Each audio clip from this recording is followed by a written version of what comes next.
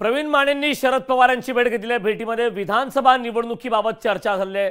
प्रवीण माने हे विधानसभा निवडणूक लढण्यासाठी इच्छुक आहेत। आता प्रवीण माने यांनी शरद पवार यांची भेट घेतलेली आहे।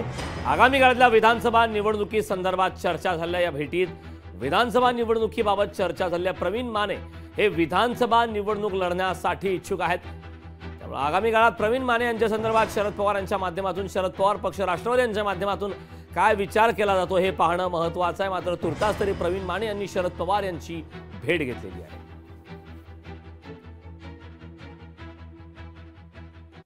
बारामतीमध्ये आम्ही येत असतो आणि त्या पद्धतीने आज साहेबांना भेटलो, आशीर्वाद घेतला आणि साहेबांनी पाण्याच्या परिस्थितीवरती, उजनी धरण किती टक्के भरले, पाण्याची काय परिस्थिती आहे, शेतकऱ्यांची काय परिस्थिती आहे, साधक बाधक या ठिकाणी साहेबांबरोबर दुधासंदर्भात सगळ्याच शेतकऱ्यांच्या संदर्भामध्ये साहेबांनी या ठिकाणी माहिती घेतली। चारा, पाणी या संदर्भात साहेबांबरोबर चर्चा झाली। विधानसभेसाठी मी इच्छुक आहे।